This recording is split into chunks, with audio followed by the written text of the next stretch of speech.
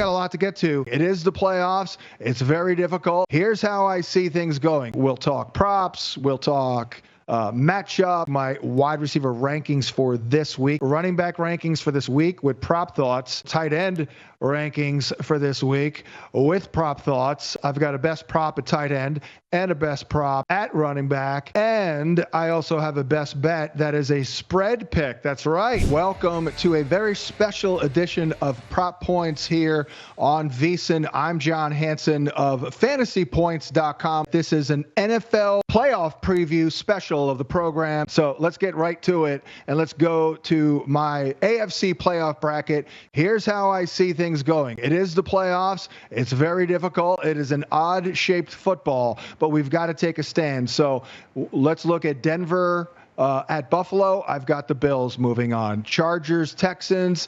I've got the Chargers moving on from that game. Steelers, Ravens. We're going to go with the Ravens. Sometimes the obvious answer is, in fact, the answer. Moving on to the divisional round, it'll be the Chargers and Chiefs. I've got KC winning that. I've got the Ravens again up against the Bills. I do have the Bills winning that, so that sets up an NFC championship game of Buffalo at Kansas City, and I have the Bills winning that. So I think the Bills are playing 4 games. That is a massive cheat code for all your playoff fantasy activities. Let's take a look at the NFC. Philadelphia hosting Green Bay. Pretty easy call there. Philly will win it.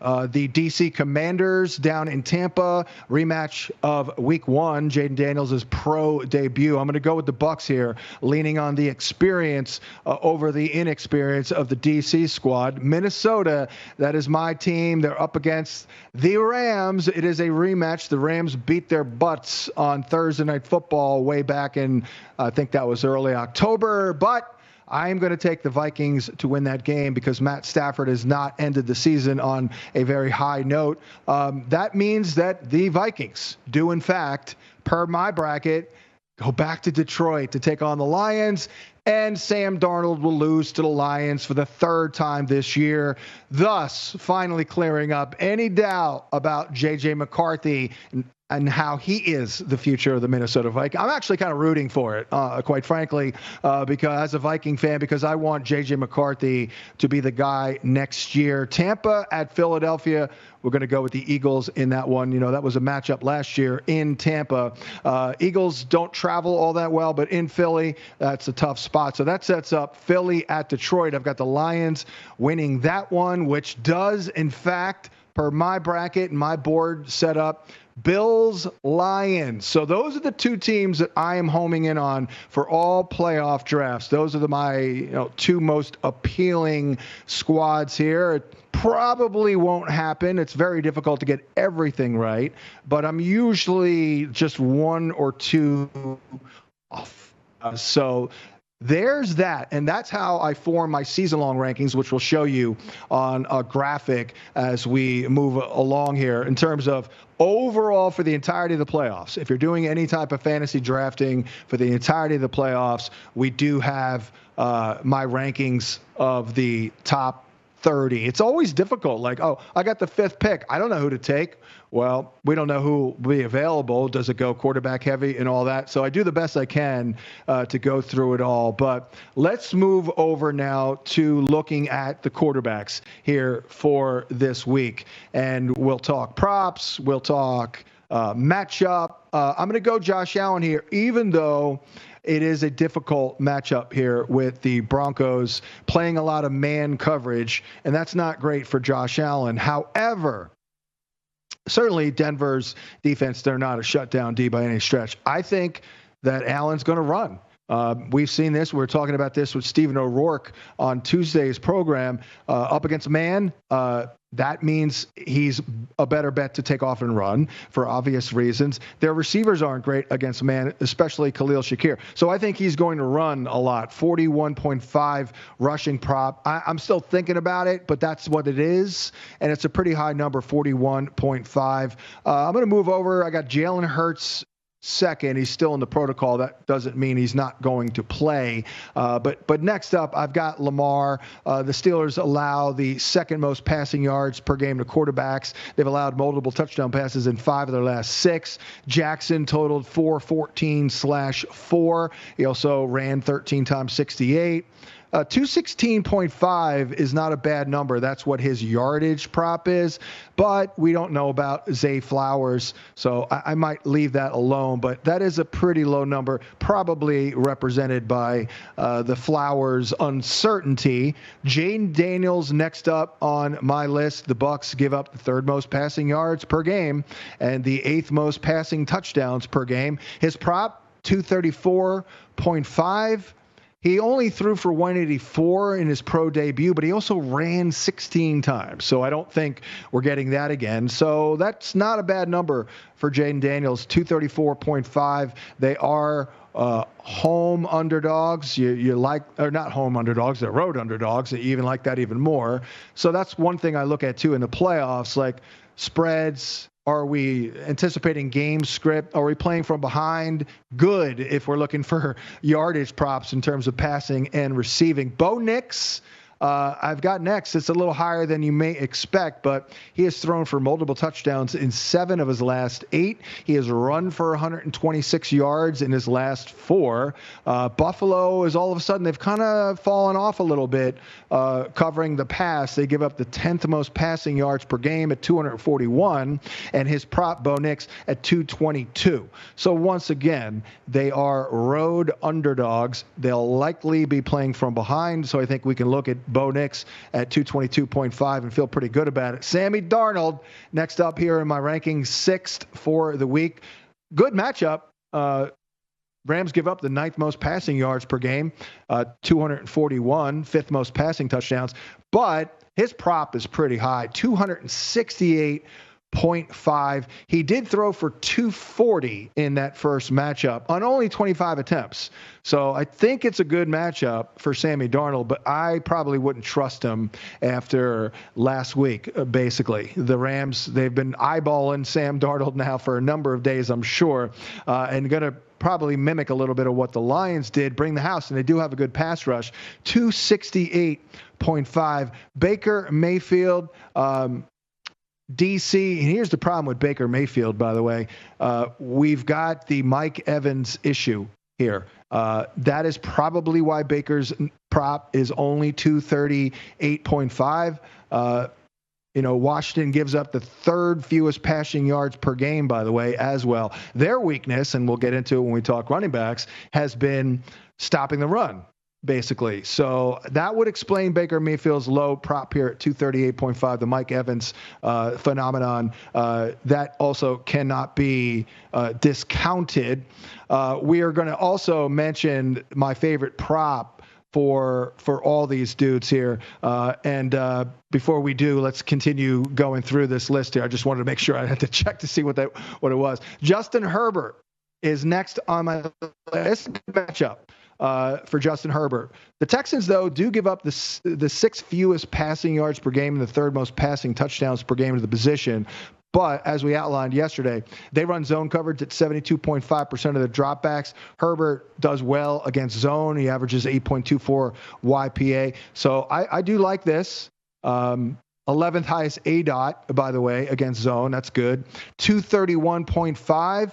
We may not have Josh Palmer, so that could be a problem. I got Stafford at 9. He did crush for 279/4 in this matchup in late October, but he has not played particularly well. It's been a while since I've seen Matt Stafford play well. Jordan Love, I love Jordan Love, but look how far down the list he is because Philly gives up the 2nd fewest passing yards per game. So I'm not even going to touch it here with Christian Watson out, 226.5. And then rounding it out, Russ Wilson and C.J. Stroud. The Chargers giving up the 8th fewest passing yards per game. Stroud not playing very well. Doesn't have much to throw to in terms of the receiving core. As for Russ, he did average or total 422/2 passing, but he is not playing well either. Among all these props, my favorite prop would be the Bo Nix over his yardage prop because that's 222.5. Because again, I think they'll be playing from behind, and Bo Nix is absolutely balling. When we return, we'll take a look at the wide receivers for the divisional round of the playoffs. Hang tight. This is a special NFL playoff edition of Prop Points. Welcome back to this special NFL playoff preview edition of Prop Points here on VSiN. I'm John Hansen. We're trying to get a lot of information in here on a 1-hour show. We just did the quarterbacks. We already outlined how many games I'm envisioning all these teams playing. So let's take a look before we get into my wide receiver rankings for this week, and we'll talk props. Let's take a look at 5 very notable wide receiver corner matchups forthcoming this weekend. We'll start with Ladd McConkey because he gets a very good matchup inside. They do play a lot of zone, do the Texans, but their outside corners are a lot better. So that is a good spot for Ladd, and he is, in fact, a good lad. Mike Evans, I mean, this really should be number one. We are all anticipating this. Mike Evans against Marshawn Lattimore. That is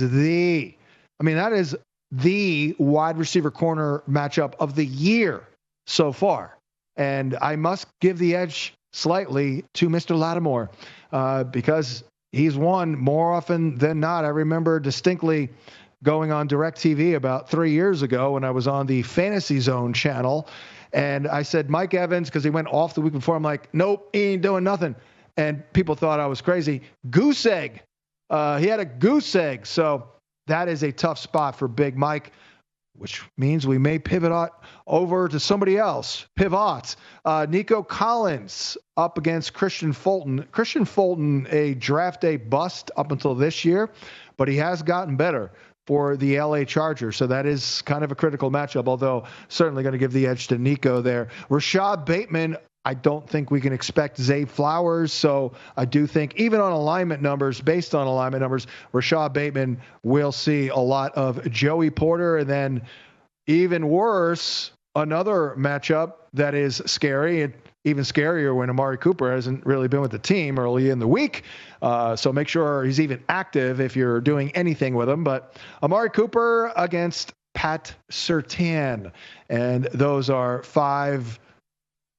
It's actually a mixed bag. I'd say some good, some bad. Ladd good, Evans bad, Collins good, Bateman probably bad, and Cooper probably bad. Let's get into the actual rankings that I have early up here for wild card round. And, well, A.J. Brown, I think, is clearly the best option on the board. No doubt about that. He is pretty unstoppable, and I don't think they have a corner to slow him down. And the Packers run cover 3 and cover 4 about 60% of the time, and A.J. Brown absolutely crushes it. 3.05 yards per route run. That is a very, very good number. So even though Green Bay does give up the 6th fewest receiving yards and the 10th fewest receptions, I'm okay with his prop, which is 84.5. A.J. Brown in the season opener in this matchup, 5 grabs for 119 and a touch. Puka Nacua, absolutely, if you're looking at just this week, is right there with A.J. Brown. The Vikings run the second highest rate, actually the highest rate of 2 high coverages, and he averages a very solid 2.49 yards per route run. They do blitz a lot. Puka, as we stated yesterday with Stephen O'Rourke, has a 50% target share against the blitz since week 11. The prop at 88.5 right now, I would go over because we are fully expecting Stafford to feed Puka. And Minnesota gives up the 2nd most receiving yards per game and the 8th most yards per route run to wideouts anyway. And, well, Puka hit this prop in that first matchup this year. 7 grabs for 106. Justin Jefferson in that same game. He's only 3 on the board, but a good schematic matchup. I think he's going to do very well. The Rams deploy the 8th highest rate of cover 3, and he averages over 3 yards per route run against that coverage.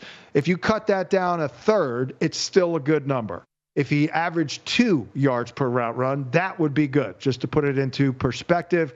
So his prop is pretty high at 90.5. I'm an over guy. I'd be inclined to go over because he got 8 grabs for $115 on 9 targets in this matchup in October. So he caught 8 of 9 targets for $115. So I do like Justin Jefferson in this game. Nico Collins is next up. Not the greatest matchup. The Chargers have been pretty good, but hey, Jacoby Myers lit him up last week. 9 grabs for $123 and a touchdown. Nico will be the only game in town. 87.5. That is certainly a pretty darn good prop. Ladd McConkey is next on my list. As I mentioned, I like this.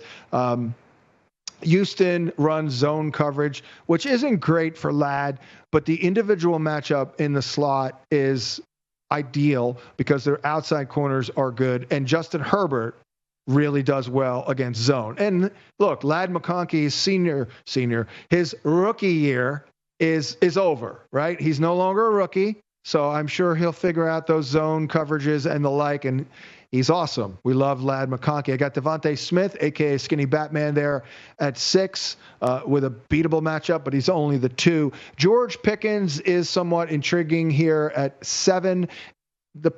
His prop is only 53.5, even though the Ravens give up the 9th most receiving yards per game to outside receivers. Now, they have gotten a lot better. George got 8 grabs for 89, though, on a season-high 12 targets in the lone matchup against them earlier this year, and his lone matchup. I think he'll get Stevens, and that's a pretty good matchup. So I'd be leading over here on George at 53.5. I got Terry McLaurin at 8. Up against Tampa. They give up the 13th most receiving yards per game to outside receivers. McLaurin's prop at 60.5 is not bad at all. Mike Evans, though, is obviously fascinating. We're going under here on this prop at 76.5. He will, in fact, see Lattimore, and the Commanders give up the 16th fewest receiving yards per game to outside receivers. So not sure we love Big Mike. Cortland Sutton is also somewhat intriguing on the negative side of things. The prop is 65.5. He's up against the Bills, of course. I think Denver does lose the game, and he plays only 1 game. They run the 5th highest rate of 2-high coverage, and he averages only 1.39 yards per route run against that coverage. So maybe not feeling a big game out of Cortland Sutton. I've got Cooper Kupp next up. Tough call. But the Vikings are a solid matchup for Cooper Kupp. He did end the season on a down note. Got a little Jaden Reed here at 13. The Eagles do give up the 13th most receptions to slot receivers. You'll see a little Cooper DeJean. No Christian Watson helps, but Jaden Reed has been a massive buzzkill. Got Quentin Johnston there. I mean, one good thing about Quentin Johnston is you want him against zone-heavy teams. That is what the Texans are. Calvin Ridley got 3 grabs for 76 in this matchup, made a big play, and Quentin Johnston's prop is at 42.5. That's not too shabby. And Jordan Addison rounding out the top 15. But the best prop on the board here for yours truly in terms of the wide receivers will in fact be, I'm going to go Jalen McMillan over 49.5 receiving yards. Jalen McMillan has been absolutely incredible. He has hit 51 yards and a touchdown in 5 straight games. He also averages pretty good number here, 2.20 yards per route run against man. They do play a lot of man. He caught a 32-yard touchdown on 3 targets in his pro debut when these teams met in the season opener. That was his pro debut, so I really like this Jalen McMillan prop here. I do, in fact, think he'll hit 50 yards with Big Mike dealing with Marshawn Lattimore. And welcome back to this special NFL playoff preview edition. of prop points. I've got a lot to get to in this segment. I've got to go through running back rankings for this week with prop thoughts, and also tight end rankings for this week with prop thoughts. I've got a best prop at tight end and a best prop at running back. And I also have a best bet that is a spread pick. That's right. I am going in on a spread pick, putting it down early here on a Wednesday. So without any further ado, let's take a look at the running backs here and how I see them stacking up. It's Saquon Barkley o'clock in Philadelphia, and he is number one on the list, even though Green Bay allows the sixth fewest adjusted yards before contact and the eighth fewest yards per game and the third fewest receiving yards per game. Barkley got him for 109/2 in the season opener. We knew then and there that it was a good fit. Number two is Derrick Henry, and I could easily make him number one on the list here because if you recall that second meeting in week 16, the Steelers, it was like the Red Sea parting for Derrick Henry out there. He ran for $162 on 24 carries. So, yeah, the Ravens are going to win, and Derrick Henry is going to be a part of it and probably run for 100 yards. So the prop is 99.5. I would go over there. James Cook. I think James Cook is going to have to be involved because it's not the easiest spot for Josh Allen, the passing attack. The Broncos give up the fewest adjusted yards before contact, so it's not the greatest matchup here.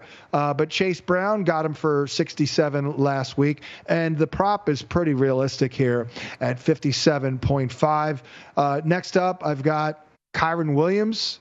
Vikings give up the 10th fewest adjusted yards before contact per attempt, 6th fewest rushing yards, 84.5. Williams they had no answer for Kyren last time, but I'm not going to play this because I do actually believe the Vikings will win the game. Bucky Irving has been amazing, and DC, their one deficiency on defense is their run D. They allowed the most adjusted yards before contact per attempt this year and the fourth most rushing yards per game. So I think the Bucs will win. I think Bucky is the guy. I mean, the team name is in his name.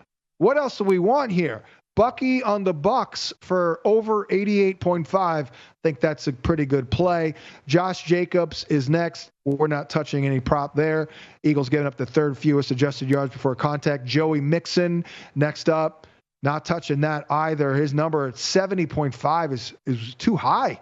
LA gives up the 12th fewest adjusted yards before contact this year, and he's not run well lately at all. J.K. Dobbins, not a bad fantasy play this weekend. I do think the Chargers will play another game for what it's worth.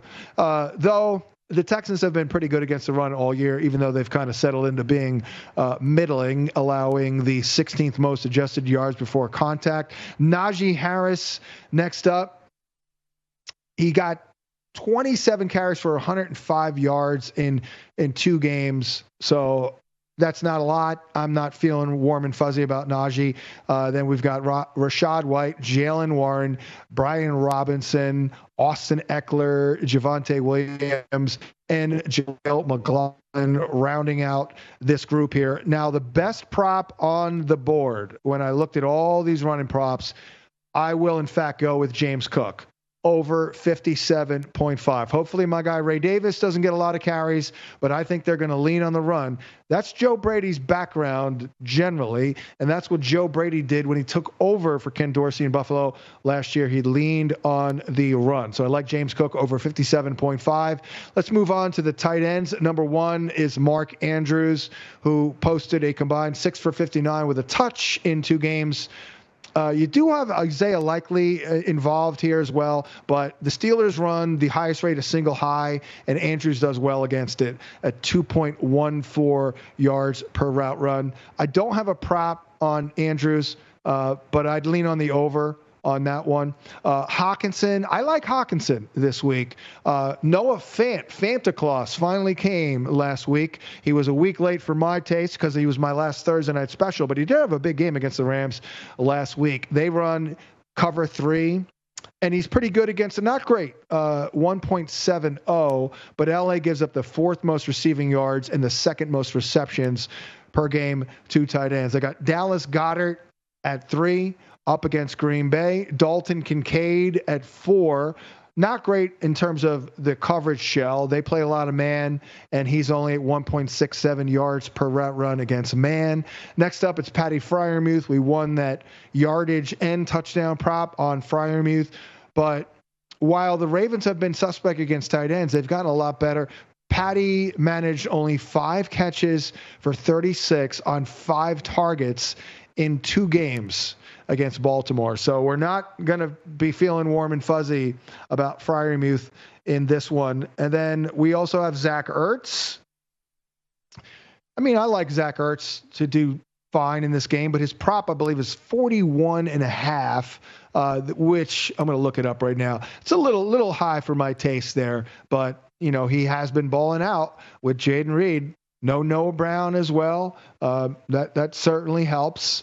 So I would understand it if you went in on it. There it is, 38.5. So you know what? I believe it was 41.5, but the markets have corrected it. I feel a lot better about it at 38.5. Tucker Kraft, the Eagles gave up the fewest receiving yards per game to tight ends and the third fewest receptions. So if anything, I'm looking at unders here with Tucker Kraft, 36.5. I'm going to leave it alone because he's capable of getting that on one play. Isaiah Likely and Will Dissly round out my top 10 this week. I don't love Dissly, although against the coverage shell, not bad, but Houston generally was tough against tight ends all year. The best prop, and I skipped over him because I'm going to talk about him now, is Dallas Goedert up against Green Bay. I was shocked at how good he looked last week. And the Packers run cover 3 and cover 4 combined 59% of the time, and he crushes it. 2.84 yards per route run. Packers giving up the 8th most receiving yards per game, 10th most receptions to the position. I remember liking him in this matchup in the season opener. He just didn't get the work. He only had 5 targets, 4 for 31, but I think Zach Ertz will go over 34.5 in this one. So that is it. Last thing on the agenda is a best bet. My pick is spread. Very simple. The DC Commanders are not yet ready for prime time. They are still very inexperienced. So the Tampa Bay Buccaneers, -3 at home. Baker Mayfield is balling out, and Bucky Irving has been unstoppable. So I like the Bucs, -3. Thanks for tuning in, and we'll catch you mañana here on Prop Points. Thanks for watching, but don't let the betting insights end here. If you want an extra edge this football season, you can get a month of VSiN Pro right now absolutely free. That means access to our betting insights, analysis, and tools like our betting splits at 0 cost to you. Click the link in the description to sign up.